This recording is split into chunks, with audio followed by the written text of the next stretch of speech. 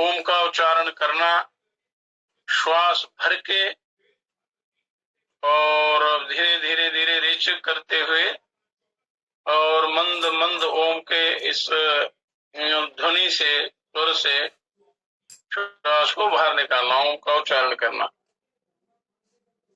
तो केवल ओम के जाप से ही आप कल्याण को प्राप्त हो सकते हैं। केवल एक मंत्र के अभ्यास से भी आपका उद्धार हो सकता है, पर उसके लिए आपको अपने शरीर की शुद्धि करनी है, अंतःकरण की शुद्धि करनी है, फिर आगे का रास्ता खुलता है। जब तक आपका जो आधार है वो ठीक नहीं होगा तो आगे साधना ठीक नहीं चलेगी। क्योंकि मनुष्य ज्यादातर संसारी कामों में उलझा रहता है, तो विचार उसको घेरे रहते हैं, वो संस्कार जमा हो जाते हैं शरीर, अपने शरीर में, तो ध्यान नहीं लगने देते। तो उनके लिए युक्तियां, विधियां, तरीके शास्त्रों में बताए हुए हैं। पर मन, वाणी, कर्म की एकता से आप यदि करेंगे तभी आपको उसका लाभ मिलेगा। मन कहीं, वाणी कहीं, शरीर कहीं, और इनकी एकता नहीं होती, वो ऊर्जा नहीं मिलती, वो ध्यान नहीं लगता, सही रास्ता नहीं मिलता, क्योंकि शक्ति बिखर जाती है। जब तक मन, वाणी और आपका कर्म एक नहीं होता तब तक आपको किसी भी काम में सफलता नहीं मिल सकती। इसलिए शास्त्रों में इतनी युक्तियां, विधियां दी हैं, पर मनुष्य उनकी ओर ध्यान नहीं देता है, खाली विषय विकारों की तरफ दौड़ता है, भागता है, जिसमें सुख का लेश मात्र भी नहीं। सुख की लालसा से वहां जाता है और व्यसनों में फंस जाता है और फिर निकलना मुश्किल हो जाता है। व्यर्थ के तर्क वितर्क में, व्यर्थ के चर्चा में, व्यर्थ के कामों में, व्यर्थ के झंझटों में अपना जो सामान्य जीवन है उसको भी बर्बाद कर देता है। ये चाहिए तो इसको अपना कल्याण करना चाहिए, साधना करनी चाहिए, और उस तरफ ना जाकर पतन की तरफ चलता है। क्योंकि ये विषय जो है ये प्रत्यक्ष दिखाई देते हैं, तो इंद्रियां इनको जल्दी ग्रहण कर लेती हैं, पर इसका परिणाम अच्छा नहीं होता। इसलिए कहते हैं, एक घड़ी आधी घड़ी आधी से पुनियाद, तुलसी संगत साधकी कटे कोटि अपराध। अच्छा संग जो है, अच्छी चर्चा जो है, अच्छा कर्म, ये आपको कल्याण की तरफ ले जाता। कटे कोटि अपराध। मनुष्य हर समय मन, वाणी, कर्म से कई प्रकार के पापाचरण करता रहता है, तो पाप का जो सोचना भी है, बुरा सोचने से भी वो कर्म बन जाता है। करना तो दूर, यदि आप मन में बुरा सोच भी लेंगे तो भी आपका कर्म खराब हो जाता है, पाप का उदय हो जाता है। तो फिर ये मनुष्य तब जाता है, संग मिलता नहीं, संगति मिले भी तो उसमें मन नहीं लगता, थोड़ा बहुत मन लगे भी पर उसमें फिर वो अभ्यास नहीं करता, वो निरंतरता नहीं बनी रहती। एक दिन किया, 10 दिन छोड़ दिया, कर लेंगे बाद में, अभी खाने पीने के दिन है, बुढ़ापे में करेंगे, ऐसे आलस प्रमाद में अपने जीवन को ढकेल देता है, ढकेल देता, उसमें डाल देता है, लगा देता है आलस प्रमाद में, और समय बीत जाने पर फिर होश आता है, पर समय हाथ नहीं आता। तो इसलिए जो भी समय आपको मिला है, जितने श्वास मिले हैं, उनका सदुपयोग करना है। एक सही रास्ता पकड़ के आप चले तो बाकी ज्यादा काम ये गुरु लोग या सिद्ध लोग जो हैं वो करते हैं, और आपको चलना तो चाहिए उसमें, वो बड़ी सच्ची श्रद्धा सच्ची लगन से, बिना किसी छल के, बिना किसी कपट के, अंतःकरण की निर्मलता से उसमें लग जाना चाहिए और मन वाणी कर्म की एकता से लगना चाहिए। जैसे भोजन बनाता है रसोईया, अगर उसका मन वाणी कर्म एक नहीं होगा तो वो भोजन का अच्छा असर नहीं होगा। उसमें पूरे मनोयोग से अगर वो भोजन बनाएगा, प्रभु का चिंतन करते हुए बनाएगा, चित्त वही अगर होगा तो वो भोजन में अमृत का संचार हो जाता है, उसमें ऊर्जा आ जाती है, आने वाले का भी चित्त प्रसन्न होता है और उसका अंतःकरण वो पवित्र बनता है। तो पढ़ना है तो भी मन वाणी कर्म की एकता से पढ़ना है। चित्त कहीं, मन शरीर कहीं, सोच कहीं, तो फिर उसकी एकता नहीं होती, वो काम बनता नहीं। तो इसलिए मन वाणी कर्म की पवित्रता रखते हुए मनुष्य को अपने कल्याण में लग जाना चाहिए। तो कल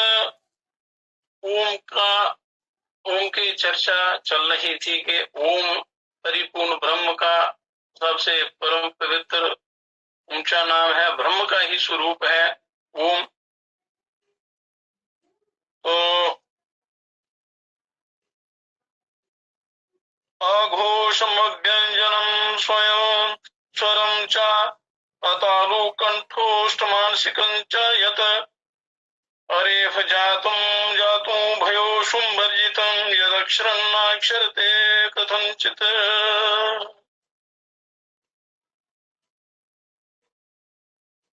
ये जो प्रणव है, ओम को प्रणव भी कहते हैं। अ उ म अलग अलग इसका जाप किया जाता है। अ की मात्रा उ और म, ब्रह्मा विष्णु महेश सतो रजो तमो, भूत वर्तमान भविष्य, ये त्रिगुण जो है, त्रिगुणात्मक ये चक्र है सारा।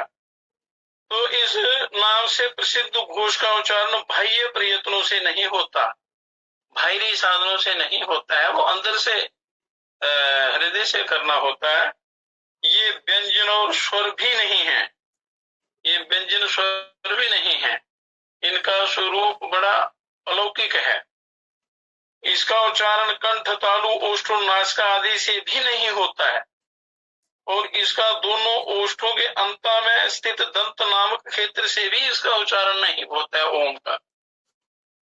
प्रणव वह श्रेष्ठ अक्षर है जो कभी भी च्युत नहीं होता और ओमकार का प्राणायाम के रूप में अभ्यास करना चाहिए तथा मन गुंजायमान घोष में सदैव लगाए रहना चाहिए। गुंजायमान जब ओम का उच्चारण करते हैं तो वे गुंजार से होती है, तो उस नाद में मन को लगाना है, ओम के नाद में। तो ये मूलाधार से निकलता है ओम का नाद, ये स्वतः चल रहा है, क्यों कभी बंद नहीं होता। अनहद नाद, अनाहद नाद जो सदा चलता रहता है, जिसकी कोई हद नहीं है, कोई अंत नहीं है। पर यदि मनुष्य इसके लिए प्रयत्न करे तो पक्का हो सकता है। केवल पढ़ के और शब्दों में ही संतुष्ट होके साधना नहीं की, केवल विचार कर लिया, तो उसका कोई लाभ नहीं मिलता। मनुष्य भ्रमित हो जाता है और अपना जो सही मार्ग है उसको भूल जाता है। अभ्यास करना है। तो ओमकार को उद्गीत कहा जाता है और इसे उद प्राणों के माध्यम से ही यंत्रित किया जाता है। जब जैसे जो पहले साधना शुरू करते हैं तो श्वास भर के इसका उच्चारण किया जाता है, जोर से, थोड़ा ऊंचे स्वर में। फिर धीरे धीरे सूक्ष्म होता होता होता इसको मानसिक जाप में ले जाना होता है, करना। तुजेनासो गच्छते मार्गम प्राणस्तेना भी गच्छति अतस्तंभे से अभे से नित्यम यन्मार्गम गमनाय वे। योगी पुरुष जिस मार्ग का अवलोकन करते हैं, जिस मार्ग का द्वारा ये साधना करते हैं, मन के माध्यम से जिस स्थान को प्रवेश करने योग्य मानता है, उसी मार्ग से प्राण और मन के साथ गमन कर जाता है। उसी द्वार से प्राण श्रेष्ठ मार्ग से गमन करे, इस हेतु साधक को नित्य नियमित अभ्यास करते रहना चाहिए। प्राण जो है सही रास्ते से गमन करे, सुषुम्ना में इसका प्रवेश कराकर उसके अंदर सूक्ष्म नाड़ियां हैं, ब्रह्म वज्रा नाड़ी, ब्रह्म भीति नाड़ी, तो प्राण का प्रवेश उसमें अगर हो जाए तो प्राण जो है इस सहस्रार बिंद से गमन करता है, तो वो ऊंचे लोगों को जाता है, सूर्य मंडल का भेदन करके परिपूर्ण ब्रह्म परमात्मा में मिल जाता है। ये बड़ी ऊंची स्थिति है। यदि कोई करोड़ों में कोई करता है, पर कोई भी मनुष्य सोम की साधना को करे तो उसकी योग्यता के अनुसार जो जितनी साधना करता है उसका लाभ होता है। एक जन्म दूसरे जन्म में किसी न किसी जन्म में वो ईश्वर का साक्षात्कार कर लेता है। और जिनको प्रबल इच्छा होती है, जो बड़े अपनी तीव्र इच्छा से जिज्ञासा से साधना करते हैं और निरंतर करते हैं और उसमें आलस प्रमाद नहीं करते हैं, तो इस जन्म में भी वो अपना कल्याण कर सकता है। और उसमें गुरुओं की कृपा जो है वो बड़ी सहायता करती है, उसका बड़ा योगदान होता है मनुष्य के उद्धार में, कल्याण में। तो इसलिए पहले तो अंतःकरण से सारे छल कपट को बाहर निकाल देना है, बुरी भावना को, बुरे विचारों को, बुरे कर्मों को, बुरी सोच को, खाली हृदय बिल्कुल शुद्ध निर्मल शीशे की तरह रखना चाहिए, किसी प्रकार का मल मैल नहीं रखना चाहिए। तो इसका अभ्यास जो है ये निरंतर करना चाहिए। जब अभ्यास सिद्ध हो जाता है फिर भी इसका अभ्यास निरंतर करते रहना चाहिए, फिर सारे झंझटों से छुटकारा मिल जाता है और बड़े बड़े पापों का नाश हो जाता है। क्योंकि मनुष्य जन्म जन्मांतर में अनेकों पाप करता है, बीच में जो पुण्य करता है उसके प्रभाव से कभी मनुष्य जन्म मिल जाता है, उसमें आकर यदि अपना कल्याण नहीं करता तो बड़ी हानि हो जाती है, अनर्थ हो जाता है, जीवन असफल हो जाता है। कहते हैं हृदय द्वारम वायु द्वारम च मूर्ध द्वारम अथा परम मोक्ष द्वारम बिलम च सुशिरम मंडलम विदु।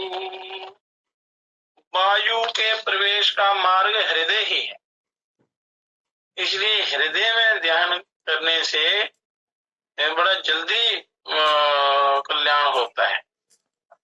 हृदय में फिर कोई दूसरी सांसारिक वस्तुओं का या सांसारिक वासनाओं का, राग द्वेष रूपी मल का वो प्रभाव नहीं पड़ता, उनको हृदय में स्थान नहीं मिलता। इसलिए हृदय जो है वो अमृत का स्थान है, ईश्वर का स्थान है। उसमें यदि आप संसार को बैठा देंगे तो फिर हानि होगी ही, क्योंकि संसार नाशवान है, ये कल्याण कर नहीं सकता। इसलिए संसार को आसक्ति, राग, द्वेष, अंतर जितना भी दोष हैं, मल हैं, उनको हृदय में स्थान नहीं देना चाहिए। एक बड़ा दिव्य है, ये शरीर हिमालय पर्वत है, और हिमालय में हृदय जो है शरीर के अंदर वो है, जैसे हिमालय में गुफाएं हैं, ये शरीर में हृदय रूपी गुफा में परमात्मा विराजमान है, वहां बैठकर ध्यान करना चाहिए। कहीं भी जाने की आपको आवश्यकता नहीं है, पर मन पर आपने काबू करना है। तो हृदय में जब प्राण वायु को आप स्थिर करते हैं, इससे ही प्राण सुषुम्ना के मार्ग में प्रवेश करता है। मूलाधार से ये प्राण सुषुम्ना में प्रवेश कर जाता है, फिर इससे ऊपर ऊर्ध्वगमन करने पर सबसे ऊपर मोक्ष का द्वार ब्रह्मरंध्र है। सबसे ऊपर ब्रह्मरंध्र, यहाँ तालु मूल में ऊपर बीच वाले जो ये शिखा जहाँ होती है, ये योगी लोग इसे सूर्य मंडल के रूप में जानते हैं। इसी सूर्य मंडल अथवा ब्रह्मरंध्र का भेदन करके प्राण का परित्याग करने से मुक्ति प्राप्त होती है।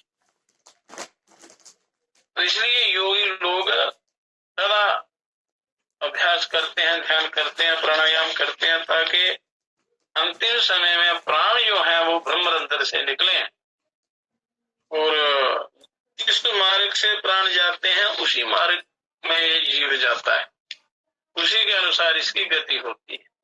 तो सर्वश्रेष्ठ स्थान जो है ये ब्रह्मरंध्र है। इसलिए ओम का अभ्यास बताते हैं कि अंतिम समय में जब मनुष्य शरीर त्यागता है तो कोई भी अंग, कोई भी इंद्रिय काम नहीं करती, इंद्रियां शिथिल हो जाती हैं, शरीर बेहोश हो जाता है और केवल प्राण ही काम करता है उस समय।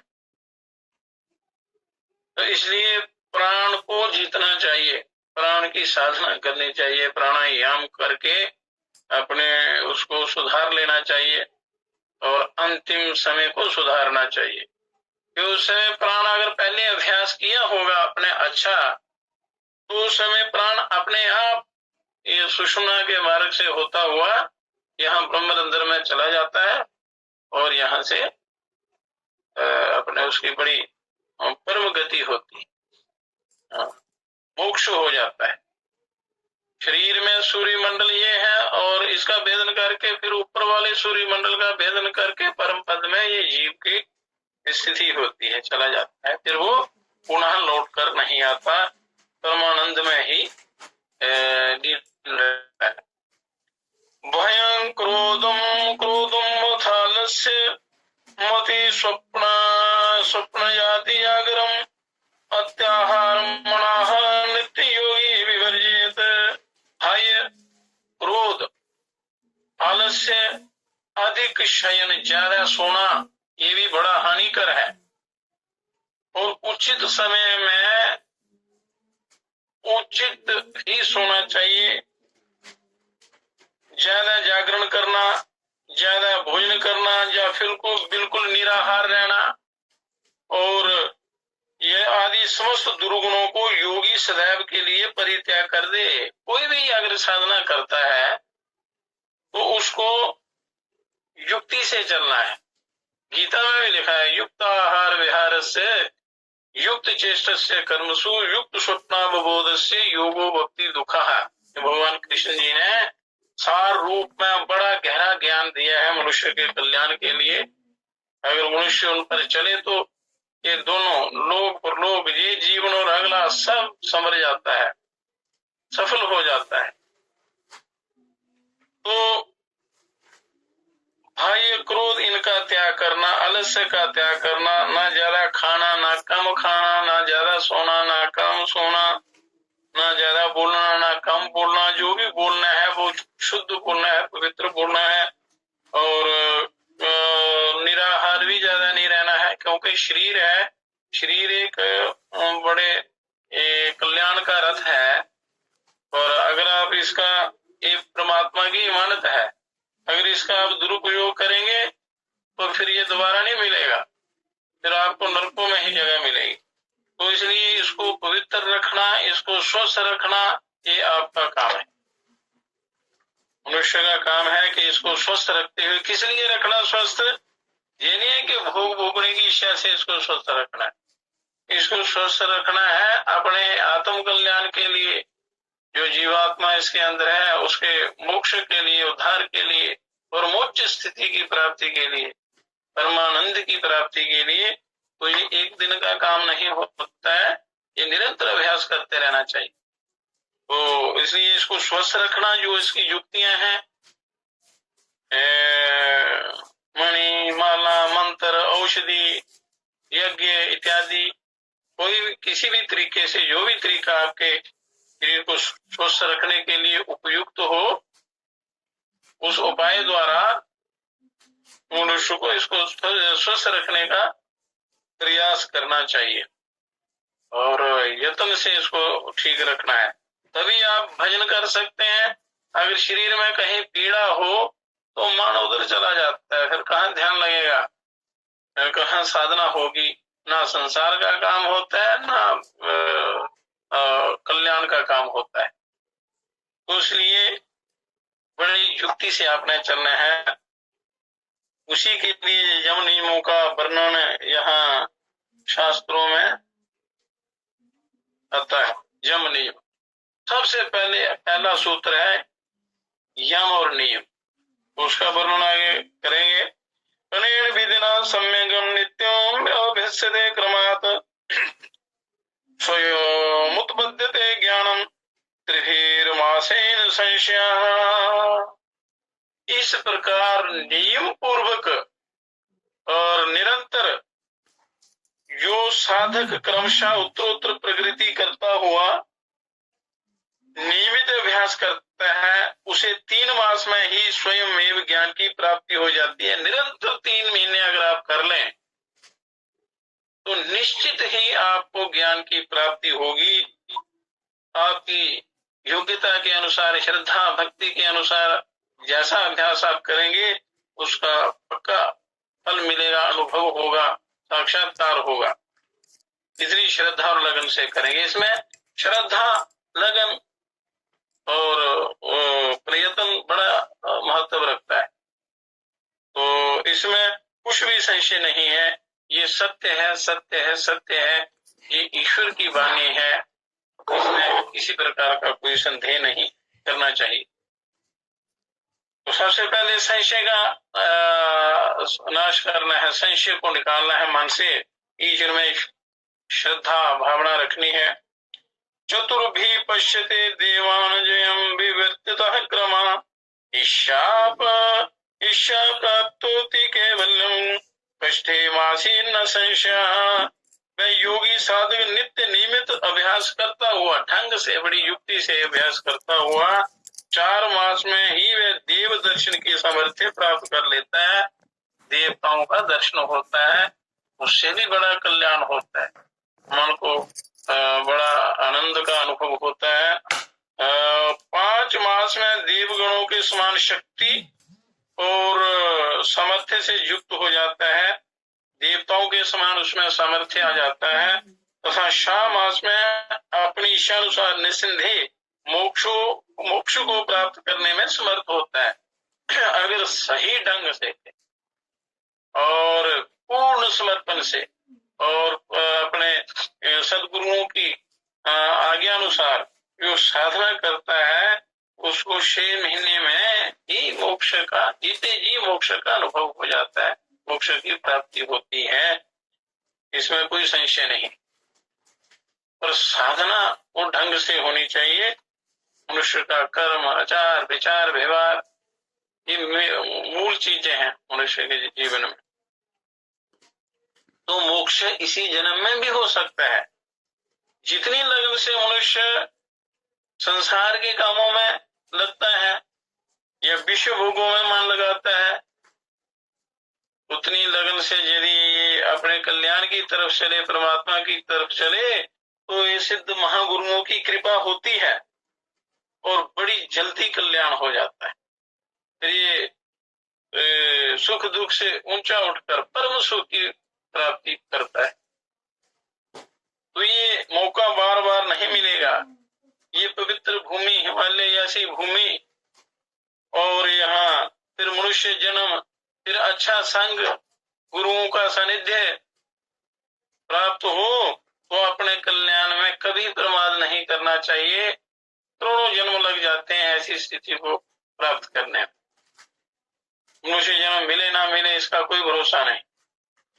तो इसलिए अपना कल्याण करना चाहिए, उसमें लग जाना चाहिए। पार्थिवा पंचमात्रस्तु चतुर्मात्रस्तु वारुणा अग्नेयस्तु त्रिमात्रो असौ वाचव्यस्तु द्विमात्रका। पृथ्वी तत्व की धारणा के समय में ओमकार रूप प्रणव को 5 मात्राओं का, वरुण अर्थात जल तत्व की धारणा के समय में प्रणव की 4 मात्राओं का, और अग्नि तत्व की धारणा के समय में प्रणव की 3 मात्राओं का, तथा वायु तत्व की धारणा के समय प्रणव की 2 मात्राओं के स्वरूप का ध्यान करना चाहिए। क्योंकि इनमें एक एक तत्व जो है उससे ऊंचा उठता चलता है मनुष्य। पृथ्वी की धारणा में पांचों रस, रूप, गंध, स्पर्श, शब्द ये रहते हैं। जब पृथ्वी तत्व पर भी हो जाती है फिर अगला तत्व आता है। फिर उसमें 4 गुण होते हैं जल में, तो उसमें पृथ्वी तत्व नहीं होता, उसमें 4 होते हैं, और सूक्ष्म हो जाता है। फिर अग्नि में और ज्यादा सूक्ष्म, फिर आकाश में उससे भी ज्यादा सूक्ष्म हो जाता है।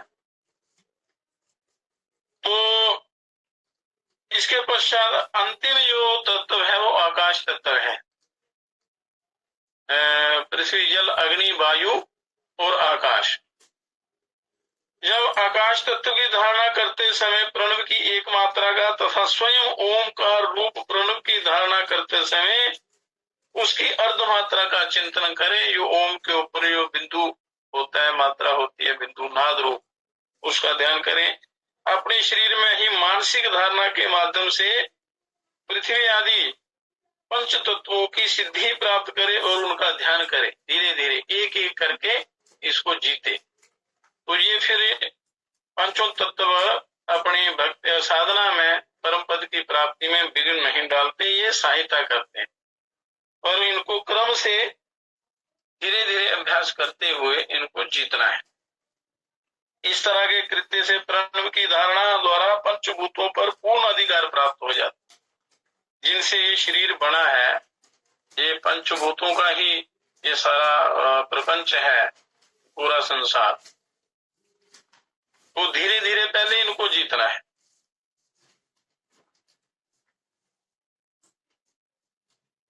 इस प्रकार त्रिशत सार्ध अंगुला प्राणो यत्र प्राण प्रतिष्ठितः एष प्राण इति ख्यातो बाह्य प्राण से गोचरा। 3.5 अंगुल लंबा श्वास प्राण श्वास के रूप में जिसमें प्रतिष्ठित है, वही इस प्राण वायु का असली आश्रय है। यही कारण है कि इसे प्राण के रूप में जाना जाता है। जो बाह्य प्राण है उसे इंद्रियों के द्वारा देखा जाता है, और आभ्यंतरिक प्राण है वो, और साधना के द्वारा इसको सिद्ध किया जा सकता है। कहते हैं अशीतिश्च शतंचैव सहस्राणि त्रयोदशा लक्ष्य चेको विनिश्वास अहोरात्र प्रमाणता। इस बाह्य प्राण में 1,13,780 निश्वासों का, श्वास प्रश्वास जो लेते हैं, निश्वास मतलब श्वास लेना छोड़ना, लेना छोड़ना, 1,13,780 इनका आवागमन एक दिन एवं रात्रि में होता है। आदमी 24 घंटे में इतनी श्वास लेता है, 1,13,680 श्वास, और व्यर्थ चले जाते हैं। प्रायः दिन रात्रि में श्वासों की संख्या 21,600 मानी जाती है, जो प्रति मिनट 15 निश्वास के हिसाब से ठीक बैठती है। यहाँ इतनी संख्या का उल्लेख जो है वो सूक्ष्म प्राण का है, और जो स्थूल प्राणों का जो श्वास लेना छोड़ना है, जो उसकी गति है वो 21,600 है। और यह सूक्ष्म प्राण है वो 1,13,680 श्वास निश्वास आदमी लेता है। और प्राण आधो हृदय स्थाने अपानस्तु पुनरुदे समानो नाभि देशे तो उधाना कंठमाश्रिता। आदि प्राण का निवास हृदय क्षेत्र में है। जो प्राण है, जो पहला है, प्राण, अपान, व्यान, उदान, समान, ये 5 महाप्राण है, प्रधान वायु है। अपान प्राण का निवास है हृदय क्षेत्र में है, और अपान का निवास गुदा स्थान में है, समान का नाभि में है, और उदान का निवास कंठ प्रदेश में है। उदान वायु कंठ में रहता है, और व्यान समस्त अंग प्रत्यंगों में व्यापक होकर सदैव प्रतिष्ठित रहता है। सारे अंगों में व्यान वायु होता है। ज्ञान वायु बिगड़ने से जैसे जोड़ों में दर्दें होती हैं या कई प्रकार के अंग खराब हो जाते हैं, तो उसमें ज्ञान वायु के बिगड़ने से होता है। अब इसके पश्चात समस्त प्राण आदि पांचों वायुओं के रंग का इनका क्रमानुसार वर्णन किया जाता है। इनके अलग अलग रंग भी होते हैं। तो इनका अच्छी तरह जिस व्यक्ति को ज्ञान होता है तो वो शरीर को निरोग रखने में सक्षम होता है, उसको जानकारी होती है, शरीर को निरोगी रख सकता है। अब रक्त वर्णो मणि प्राक्षा प्राण वायु प्रकीर्तिता अपान तस्य मध्य तु इंद्र गोप समप्रभा। इस प्राण वायु को लाल रंग की मणि के सदृश लोहित वर्ण की संज्ञा प्रदान की गई। लाल रंग के समान इसकी संज्ञा है, इसका रंग लाल है प्राण वायु का। अपान वायु को गुदा के बीचों बीच वीर बहुटी नामक गहरे लाल रंग वाले एक बरसाती कीड़े के रंग का माना गया है। बरसात में एक कीड़ा होता है, वीर बहुटी नामक एक वो जीव है, उसके रंग का माना गया है अपान वायु को। नाभि के मध्य में समान वायु स्थिर है। नाभि में समान है, जो भोजन मनुष्य करता है उसका रस जो है वो सारे अंगों प्रत्यंगों में पहुंचाता है, उसका ये समान वायु का काम है। ये गो दुग्ध या स्फटिक मणि की भांति शुभ्र कांति युक्त है। ये दूध की तरह या क्रिस्टल की तरह बिल्कुल शुद्ध है, साफ पारदर्शी शीशे की तरह। उदान वायु का रंग धूसर, धूसर कहते हैं मटमैले रंग को, मिट्टी वाला रंग जो होता है। और व्यान वायु का रंग अग्नि शिखा की भांति तेजस्वी है। व्यान वायु जो है अग्नि शिखा, जैसे दीपक जलता है तो उसकी अग्नि का दीपक की लौ का जो उपला हिस्सा होता है अंतिम, उस रंग का होता है। यस्येद मंडलम वित्वा मारुतो जाति मूर्धनि यत्र कुत्र म्रिये द्वापि न सा भूयो अभिजायते न सा भूयो अभिजायते इत्युपनिषद है। जिस श्रेष्ठ योगी अथवा साधक का प्राण इस मंडल, ये मंडल कौन सा है? पंच तत्वात्मक शरीर, पांच भूतों से जो शरीर बना हुआ है, क्षेत्र वायु स्थान और हृदय प्रदेश का भेदन करके दिमाग के क्षेत्र में प्रविष्ट कर जाता है, इस सहस्रार बिंद में प्रविष्ट कर जाता है। और वह अपने शरीर का यहाँ कहीं भी परित्याग करे पुनः जन्म नहीं लेता है। यहाँ भी शरीर का त्याग हो उसका दोबारा जन्म नहीं होता, जो इस प्रकार इस प्राण को अपने वश में कर लेता है और जन्म मरण के चक्कर से मुक्त हो जाता है। ये अमृत नादोपनिषद है। अमृत नादोपनिषद, इससे अमृत की प्राप्ति होती है, अमृत की प्राप्ति होती है। यदि मनुष्य साधना करे तो कल्याण हो जाता है। और केवल सुनने मात्र से इसका ऐसे कल्याण नहीं होता, इसका अभ्यास करना पड़ता है। इसके लिए पहले आपको यम नियमों का पूरा अभ्यास करना है। यम क्या है, नियम क्या है, उनका क्या लाभ है। 8 अंग हैं। यम नियम आसन प्राणायाम प्रत्याहार धारणा ध्यान समाधि। ये बड़ा सरल करके मनुष्य के लिए इनका ऋषि मुनियों ने ये ज्ञान दिया है, संकलित किया है। उन्होंने परमात्मा से ये ज्ञान की प्राप्ति की है और ये ईश्वर का ही उपदेश है, आज्ञा है, ज्ञान है, उनके द्वारा ही दिया हुआ ज्ञान है। ये कभी असत्य नहीं हो सकता, इसलिए मनुष्य को इस सत्य का अनुसरण करना चाहिए। प्रभु की वाणी का सदुपयोग करना चाहिए, उनकी वाणी को अनदेखा नहीं करना है। जब आप उसको अनदेखा कर देंगे, उसकी ओर ध्यान नहीं देंगे तो संसार चक्र में भटकते रहेंगे। इतना पवित्र जन्म, इतना सुंदर मनुष्य शरीर मनुष्य को मिला है कल्याण के लिए, तो इसको बुरे कामों में नहीं लगाना है। इसमें ज्ञान का संचय करके, उस पर अभ्यास करके, गुरुओं की आज्ञा के अनुसार अपना कल्याण करना है। तो अगर आप साधना की तरफ अग्रसर होते हैं, साधना करते हैं श्रद्धा से, तो 80% गुरुओं की कृपा होती है। इसलिए कृपा पात्र बनने का प्रयत्न करो।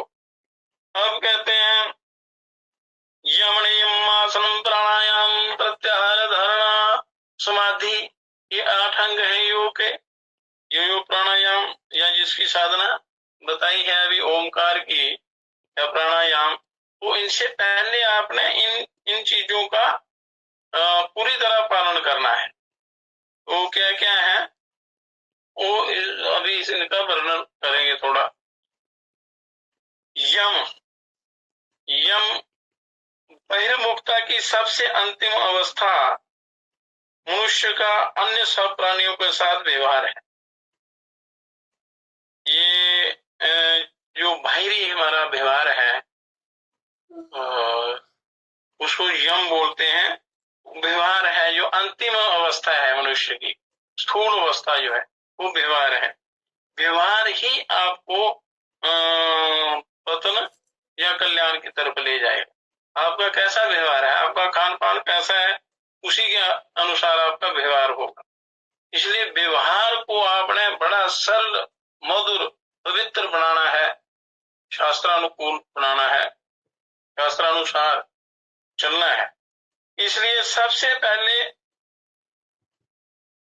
इस व्यवहारिक जीवन को यमों द्वारा सात्विक और दिव्य बनाना होता है। यम इसको बोलते हैं व्यवहार। व्यवहार शुद्धि के लिए जो उपाय हैं उनको यम कहते हैं। सकाम कर्म जो जन्म, आयु और भोग के कारण है, सकाम कर्म कामना रखकर अगर यदि कोई काम करेंगे तो वो जन्म, आयु और भोग के कारण बनते हैं, निवृत्त हो जाते हैं ये सारे यमों के सेवन से। बाह्य व्यवहार से संबंध रखने वाले राग, द्वेष और अवनी, बीज, क्लेश तनु हो जाते हैं। ये जितने भी क्लेश हैं, ये भाई जो है संसार से जो प्रीति है, राग द्वेष, जितने भी दुख देने वाले, फंसाने वाले जो हैं, तो यमों के पालन से वो धुल जाते हैं, पवित्र हो जाता है मनुष्य, क्लेश जो है खत्म हो जाता है। अब नियम, नियमों का संबंध केवल अपने व्यक्तिगत शरीर और इंद्रियों तथा अंतःकरण के साथ होता है। यमों का संबंध शरीर और पूरे समाज के लिए होता है और पूरे कर्मों की शुद्धि के लिए होता है, पर नियम जो है वो व्यक्तिगत शरीर के लिए होते हैं। इसलिए इनके सही तरीके के से पालन करने से अपनी संबंध रखने वाला सारा बाह्य व्यवहारिक जीवन राजसी, तामसी, सात्विकी, विक्षेप और आवरण रूप मलों से धुलकर सात्विक, पवित्र और दिव्य बन जाता है। नियमों से जो शौच, संतोष, तप, स्वाध्याय, ईश्वर प्रणिधान, ये नियम है, तो इनका पालन करने से मनुष्य पवित्र और दिव्य बन जाता है, मनुष्य का शरीर। तो इसलिए सबसे पहले यम और नियमों का पालन बहुत आवश्यक है जीवन में। उसके बाद आते हैं आसन। तो आसनेन रुजो हंति प्राणायामेन पातकम। आसन का संबंध शारीरिक क्रिया से है और आसन करने से शारीरिक रोग जो हैं वो दूर होते हैं। इसके द्वारा शरीर की रज रूप चंचलता और अस्थिरता और तम रूप आलस्य और प्रमाद, आलस्य और प्रमाद तमोगुण है, तमोगुण से निकले हुए हैं, ये तामसिक है आलस्य और प्रमाद। इनसे हटकर शरीर में सात्विक प्रकाश और दिव्यता पैदा होती है आसनों से। आलस्य प्रमाद दूर हो जाता है। ये धुंध जो है, सर्दी, गर्मी, भूख, प्यास और निंदा स्तुति, इनका कोई असर नहीं पड़ता आसन करने वालों पर। शरीर पुष्ट होता है, दिव्यता आती है। अब प्राणायाम आता है, चौथा अंग योग का। प्राणायाम द्वारा प्राण की गति को रोककर या धीमा करके शरीर की आंतरिक गति, आंतरिक प्राण को सात्विक बनाया जाता है। शरीर के अंदर जो हमारे प्राण हैं, इन सब प्राणों की शुद्धि प्राणायाम के द्वारा होती है। तो वो प्राण जो है अपना अपना काम बड़े अच्छे ढंग से करते हैं प्राणायाम करने से। इसलिए प्राणायाम पर ज्यादा बल दिया जाता है। कोई आसन ना भी कर सके तो प्राणायाम अवश्य करना चाहिए। पूजा पाठ कर्म कांड में भी प्राणायाम का विधान है। जब कोई पूजा करता है तो उसमें गायत्री मंत्र द्वारा प्राणायाम करने को कहते हैं। पूजा करने से पहले, ध्यान करने से पहले आप प्राणायाम करो तो उसका भी बड़ा प्रभाव पड़ता है जीवन में। प्रत्याहार, ये पांचवा अंग आता है योग का, प्रत्याहार। प्रत्याहार द्वारा इंद्रियों को आलस और प्रमाद रूप तमस और बहिर्मुखता रूप रज से शून्य करके इनको सात्विक रूप में चित्त के साथ अंतर्मुख करके दिव्य बनाना होता है। इनकी दिव्यता बढ़ानी होती है। इनका मल जो है वो विकार धोने होते हैं, हटाने होते हैं। तो ये प्राण प्रत्याहार से सब होता है। बोले इंद्रियों को अंतर्मुख करना, विषयों के संयोग से हटा देना। अब धारणा, छठा है धारणा। धारणा द्वारा चित्त के मूड और क्षिप्त रूप तमस और रजस को हटाकर उसको सात्विक रूप में वृत्ति मात्र से किसी एक विषय में ठहराकर दिव्य बनाना होता है। ये तमो रजो गुण से हटाकर किसी एक विषय में ठहराना होता है। किसी एक स्वरूप में ध्यान लगाने का जो अभ्यास है उसको धारणा कहते हैं। और उससे चित्त जो है पवित्र होता है। अब वो कहते हैं ध्यान। जिस विषय में चित्त को वृत्ति मात्र से ठहराया है धारणा के द्वारा, जिस भी विषय में, जिस भी वस्तु में, उस वृत्ति को अस्थिर करने वाले जो राज और तम है, प्रमाद है, आलस्य है, उसको हटाकर चित्त को उस सात्विक रूप से लगातार उस एक वृत्ति में ही ठहराना होता है। लगातार उस अभ्यास को पक्का करना होता है। जब चित्त उसमें स्थिर हो जाए तो समझना कि ध्यान अच्छा लग रहा है, योग की तरफ ये जीव बढ़ रहा है। उसके बाद आती है समाधि। जिस विषय में चित्त को, मन को वृत्ति मात्र से ध्यान में बड़ी गूढ़ता से लगाया जाता है, उस ध्येयाकार वृत्ति को जो रजस ध्यान और ध्यात्री रूप आकारता में ले जा रहा है, और तमस जो उस ध्यान और ध्यात्री रूप आकारता को रोके हुए है, तमोगुण उसको रोकता है। और उस लेश मात्र रजो और तमो को भी हटाकर समाधि में चित्त का सात्विक रूप में ध्यात्री और ध्यान से शून्य जैसा होकर, शून्य जैसा शब्द विहीन स्थिति जो होती है होकर केवल ध्येयाकार रूप से भासना होता है। जो आपका ध्येय है, लक्ष्य है, ईश्वर ब्रह्म परमात्मा, उसमें जब दृढ़ पक्की स्थिति हो जाती है, पवित्रता हो जाती है, उसके साथ एकता हो जाती है, तो उसको समाधि कहते हैं। तो इसके द्वारा आप इन 8 अंगों के द्वारा आप अपना कल्याण कर सकते हैं बड़ा जल्दी इनके सेवन से। तो इन सब का प्रतिदिन अभ्यास करना है, धीरे धीरे धीरे धीरे धीरे। इसका अभ्यास करते हुए फिर आप अंतिम अवस्था को प्राप्त कर सकते हैं, असंप्रज्ञात समाधि को प्राप्त कर सकते हैं। उसके द्वारा ईश्वर की प्राप्ति होती है। अब यम 5 है, नियम भी 5 हैं। यम अहिंसा, सत्य, अस्तेय, ब्रह्मचर्य, अपरिग्रह, ये 5 यम है। शौच, संतोष, तप, स्वाध्याय, ईश्वर परिधान, ये नियम है। तो अहिंसा, अब यमों का पहला जो यम है वो है अहिंसा। कि किसी भी प्रकार से हिंसा नहीं करनी है।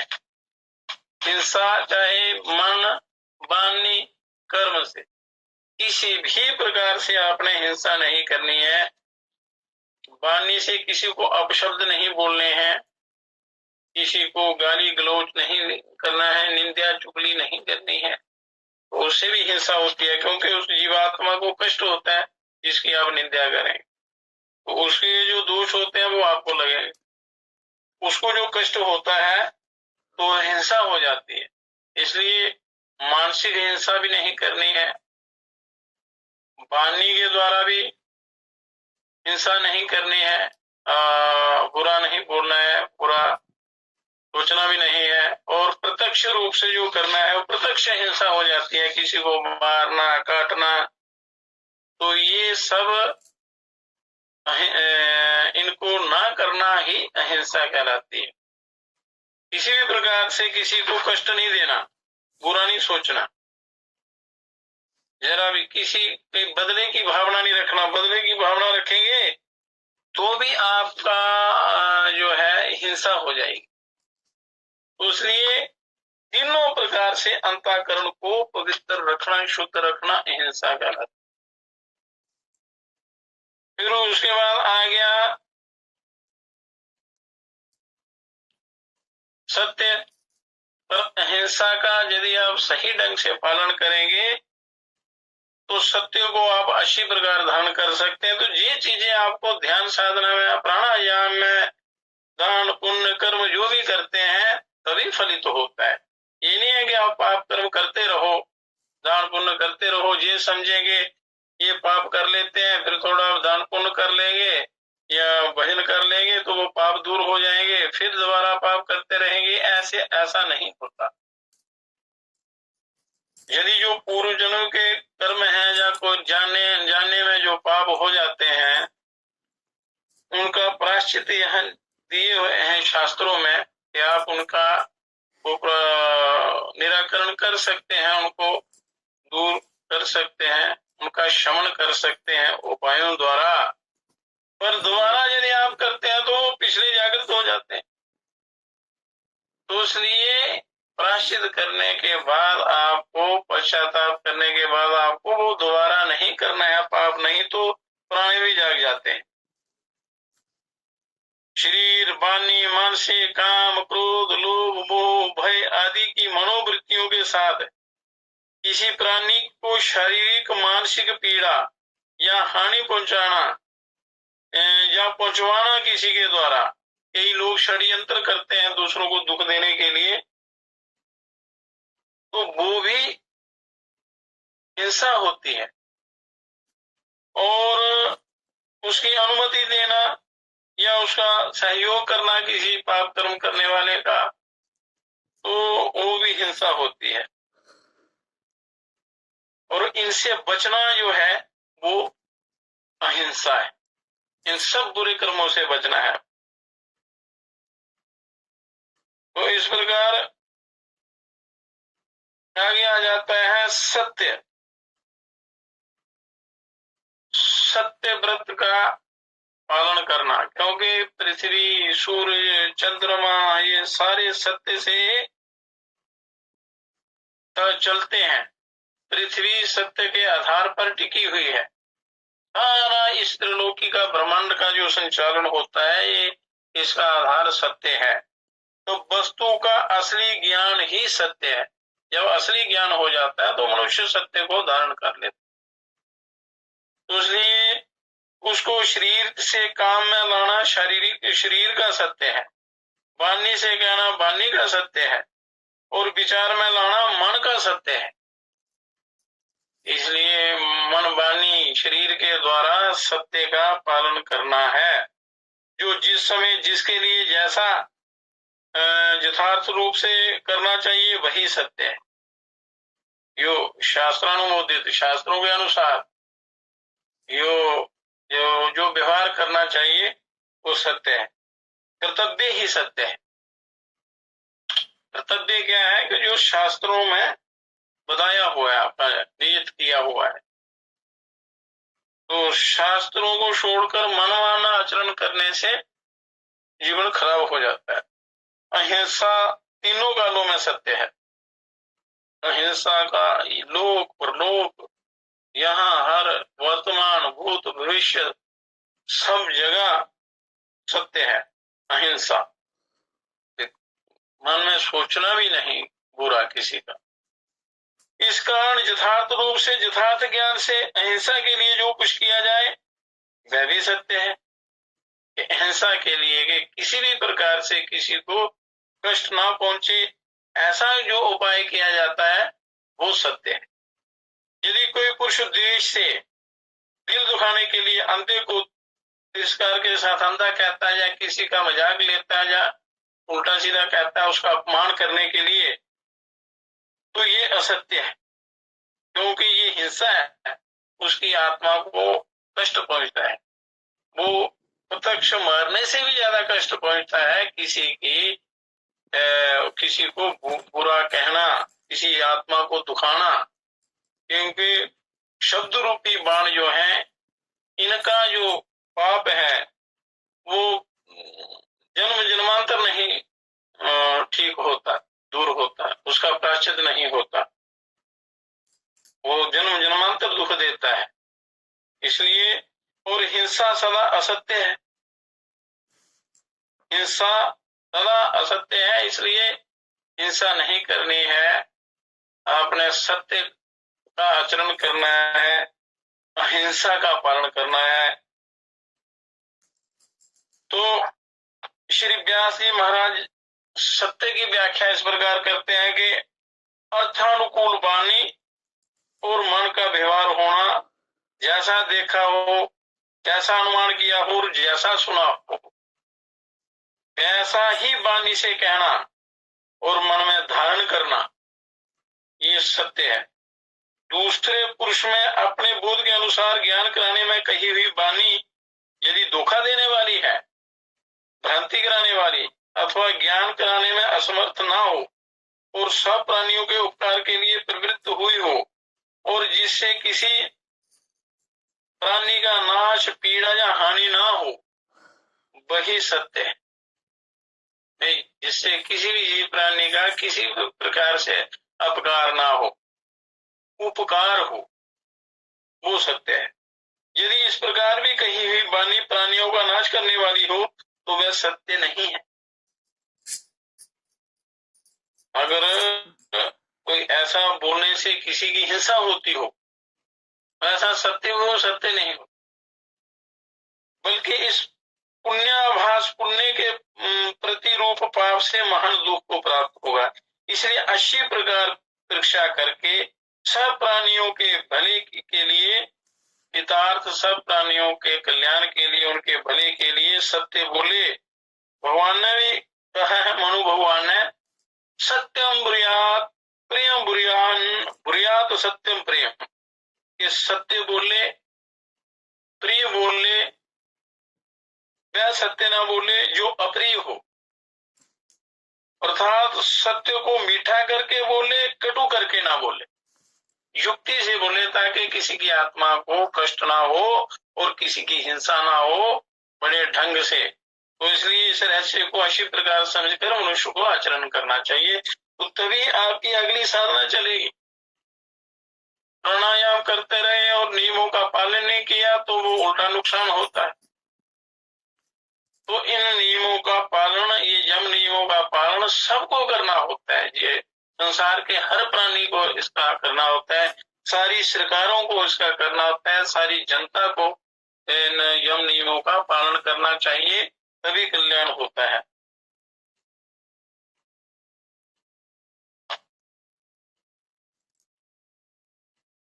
तो योगियों के लिए तो उच्चतम सत्य का स्वरूप आत्म, अनात्म, जड़, चेतन, पवित्र, अपवित्र जो उच्च कोटि के साधक हैं, नित्य नित्य में विवेक ज्ञान होना चाहिए, और आत्मा को त्रिगुणात्मक अंतःकरण, इंद्रियों, शरीर, विषयों तथा भौतिक जगत से सर्वथा भिन्न, निर्विकार, निर्लेप, निष्क्रिय, असंग, कूटस्थ, नित्य ज्ञान स्वरूप विवेक पूर्वक देखना है।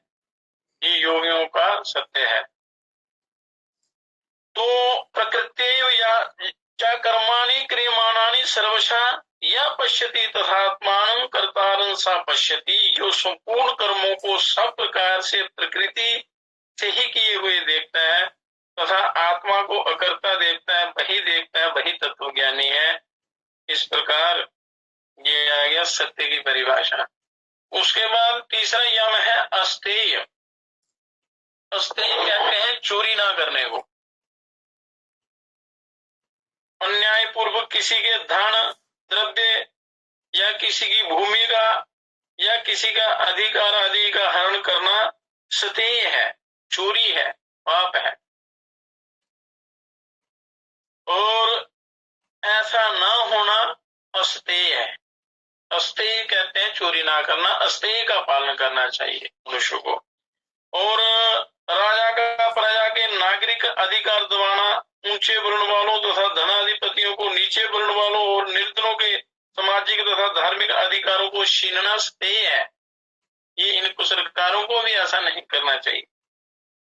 और इसके विपरीत सबकी सेवा करना, सबको सुख पहुंचे ऐसा भाव रखना, ऐसा काम करना का कार्य करना जिससे सबको सुख शांति का अनुभव हो, सबका कल्याण हो, सबके चित्त को प्रसन्नता मिले और ये भौतिक जीवन भी सुखी हो और जो कल्याण की तरफ भी चल सके, तो ऐसा करना अस्तेय है। और अधिकारी गणों का रिश्वत लेना, दुकानदारों का निश्चित उचित मूल्य से ज्यादा दाम लेना, जैसे बेईमानी, छल कपट, 10 रुपए की वस्तु को 200 में बेचना, इस प्रकार ये भी स्तेय है, ये भी चोरी है। अथवा तोल में कम देना तथा चीजों में मिलावट करना इत्यादि, ये भी स्तेय है, ये चोरी है, ये भी पाप है। ये भी आपके अंतःकरण को पवित्र नहीं होने देगी, कोई साधना का फल नहीं मिलेगा। जब तक ये चीजें नहीं आप सुधारेंगे तो आप ज्ञान की तरफ, योग की तरफ नहीं चल सकते, परम ब्रह्म की प्राप्ति नहीं कर सकते, सच्चा सुख प्राप्त नहीं कर सकते। इस प्रकार किसी वस्तु को प्राप्त करने का मूल कारण लोभ और राग है। जब लोभ और राग मन में आता है तो मनुष्य पापाचरण करता है, पाप की कमाई करना शुरू हो जाता है और बड़ी नीच गति को प्राप्त होता है, नीच से नीच कर्म कर जाता है लोभ की पुष्टि के लिए, तुष्टि के लिए। इस हेतु योगी का किसी वस्तु में राग होना ही स्तेय समझना चाहिए। अगर किसी वस्तु में राग हो जाए तो समझना वो चोरी है, योगी लोगों के लिए वो चोरी है। और उसमें राग ना होना, राग द्वेष से परे होना, वो अस्तेय है। इसलिए संसारिक लोगों को भी, जो साधारण लोग हैं और जो योगी हैं, उनको भी अपने इस आश्रमानुसार अस्तेय का पालन करना चाहिए। इसका त्यागना अस्तेय है, बुरी चीजों का त्यागना अस्तेय है। अस्तेय की अधिक व्याख्या जो है वो बाद में करेंगे। अब आगे आता है चौथा यम ब्रह्मचर्य। इसकी क्या परिभाषा है कि अपने शरीर में जो तेज है, ओज है, रज है, धातु है, इनका नाश ना करते हुए जितेंद्रिय रहना, शास्त्रानुकूल व्यवहार करना, अन्य सब इंद्रियों के निरोध पूर्वक आत्म संयम करना, ये ब्रह्मचर्य है। मतलब किसी प्रकार किसी संसारिक वस्तुओं में राग नहीं रखना, नहीं करना। राग करेंगे तो आप फंस जाएंगे वासना के चक्कर में। तो वासना को अपने नियंत्रण में रखना, नहीं तो ब्रह्मचर्य नहीं रहता। पूर्णतः ब्रह्मचर्य का पालन वही कर सकता है जो जिनका खान पान जो है, जो भक्षण है, तथा जो अच्छे दृश्य देखता है, बुरे दृश्य नहीं देखता, जो समाज के विरुद्ध, धर्म के विरुद्ध, आचार के विरुद्ध, जो सदाचार के विरुद्ध जो दृश्य होते हैं, बुरे दृश्य, उनको जो नहीं देखता है,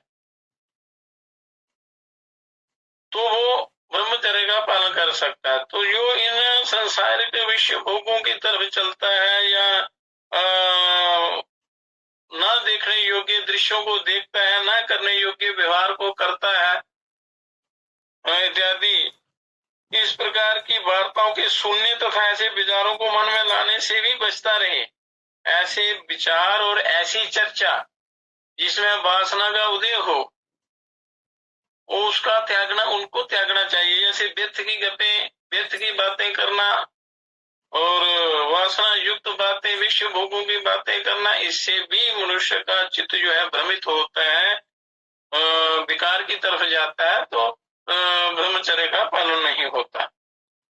तो बुरे विचारों को मन में लाने से बचे।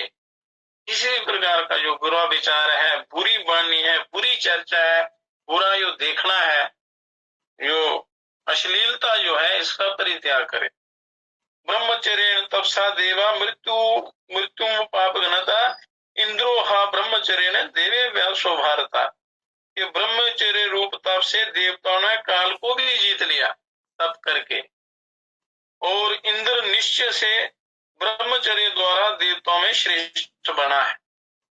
ये चौथा जम जो है, तो इसलिए यत्न से मनुष्य को मर्यादा का पालन करते हुए अपने ब्रह्मचर्य की रक्षा करनी है। न तपस्तप्स इत्याहुर ब्रह्मचर्य तपोत्तमम् ऊर्ध्वरेता विवेद जस्तु सा देवो न तो मानुषा। ब्रह्मचर्य ही उत्कृष्ट तप है, सबसे उत्तम तप। इससे बढ़कर तपश्चर्या दूसरी नहीं हो सकती।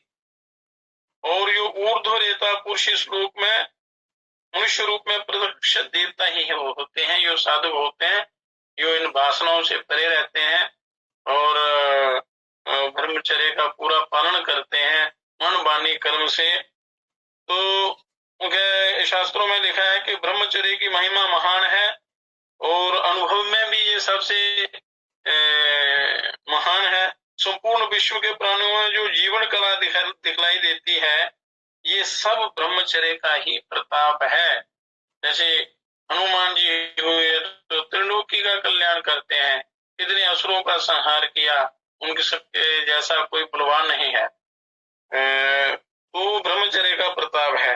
जीवन काल में सौंदर्य, तेज, आनंद, उत्साह, सामर्थ्य, जो आकर्षत्व है, सजीवत्व है, जो शक्ति है, अनेकानेक उत्तम गुणों का समावेश जो है वो ब्रह्मचर्य से होता है। इसलिए मनुष्य को पापाचार, व्यभिचार को छोड़कर मनुष्य को अच्छे मार्ग पर चलना चाहिए, अच्छी संगति का अनुसरण करना चाहिए। इसलिए कहते हैं कि बार बार मनुष्य को अच्छे लोगों का संग करो, अच्छी संगति करो, अच्छे शास्त्रों का स्वाध्याय करो, अश्लील जो ग्रंथ हैं उनका स्वाध्याय ना करो, जो बुद्धि को भड़काने वाले जो विषय हैं उनका अनुसरण मत करो, ऐसे लोगों का भी संग ना करो जो आपको पतन की तरफ ले चलते हैं, तो फिर जाकर आप साधना में सफल हो सकते हैं।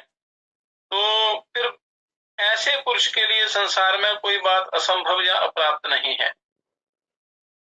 तो इस प्रकार मनुष्य जो कुछ भोजन करता है वह पहले पेट में जाकर पचता है, फिर उसका रस बनता है, उस रस का 5 दिन तक पाचन होकर उससे रक्त पैदा होता है, खून बनता है, फिर रक्त का भी 5 दिन पाचन होकर उससे मांस बनता है, जो अन्न मनुष्य रोज खाता है, उसकी ये अंदर प्रतिक्रिया होती है कि मांस बनता है। इस प्रकार 5-5 दिन के पश्चात मांस से मेद बनता है, मेद से हड्डी, हड्डी से मज्जा, और अंत में मज्जा से सप्तम सार पदार्थ धातु बनता है। शरीर के अंदर राज वीर्य जो है शक्ति वो बनते हैं, ये 7वां धातु है। यही धातु फिर ओजस रूप में बदल जाता है, संपूर्ण शरीर में व्याप्त होकर चमकता रहता है, जिसके बल से ये मनुष्य सारे काम करता है। तो इसलिए खान पान जैसा होगा वैसा ही आपका ये शरीर बनेगा, मन बनेगा, वाणी बनेगी, तभी आपका कल्याण होगा। तो अशुद्ध खान पान से बुद्धि भ्रष्ट हो जाती है तो मनुष्य काम भी उल्टे करता है, फिर वो राक्षसी स्वभाव बन जाता है और पापाचार, अनाचार, अत्याचार, हिंसा आदि ये सब होते रहते हैं, समाज दुखी रहता है। तो इसलिए खान पान पवित्र होना चाहिए। तो पुरुष में जो बनता है वो धातु है, स्त्री में रज है, पर इनकी रक्षा यत्न से करनी चाहिए। फिर शास्त्रों का स्वाध्याय करना चाहिए और मन वाणी कर्म को पवित्र बनाना, शास्त्रों का स्वाध्याय करना, दूसरों के भले के कार्य करना, परोपकार की भावना रखना, ये सब ब्रह्मचर्य में आते हैं।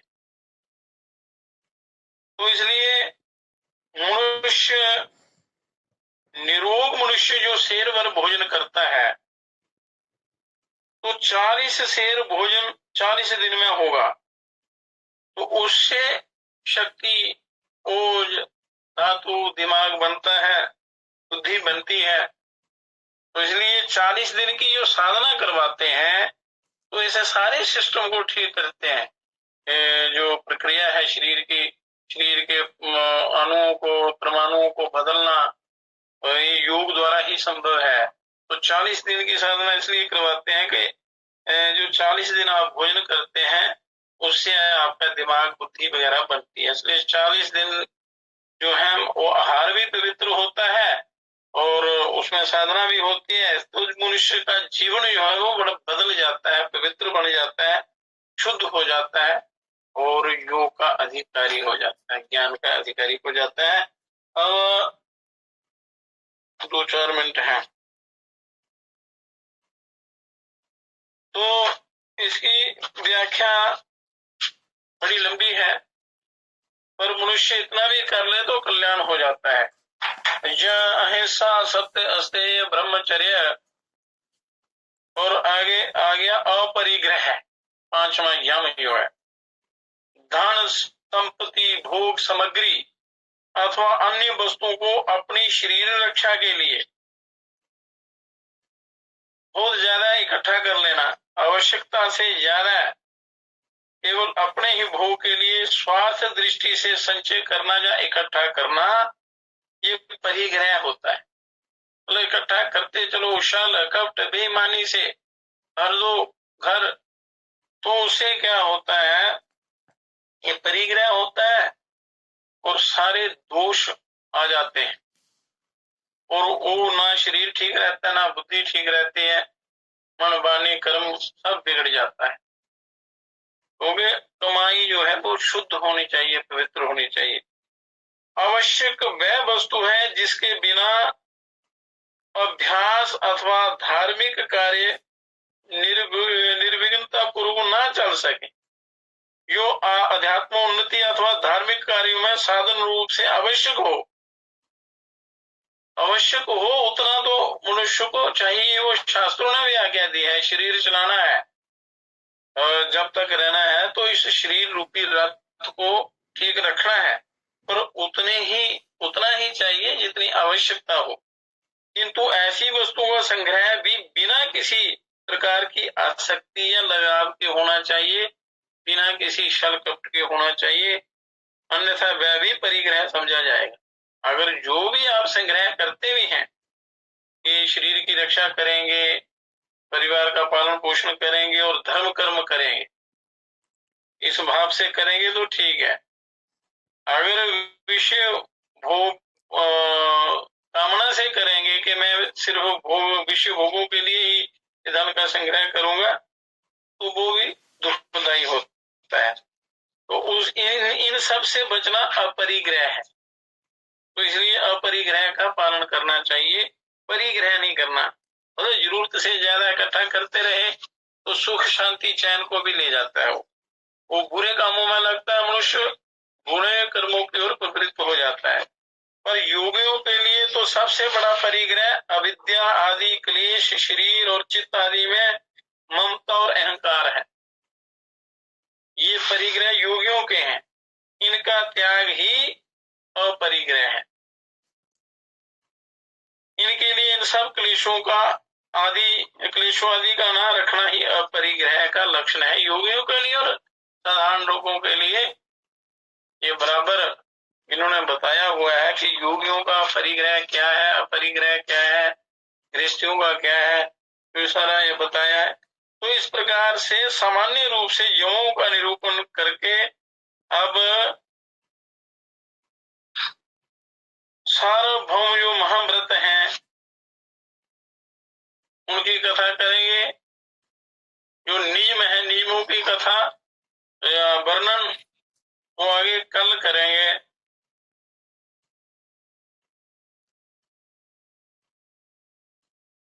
अहिंसा, सत्य, अस्तेय, ब्रह्मचर्य, अपरिग्रह की व्याख्या हुई। इसको अपने जीवन में उतारना है, केवल सुनना नहीं है।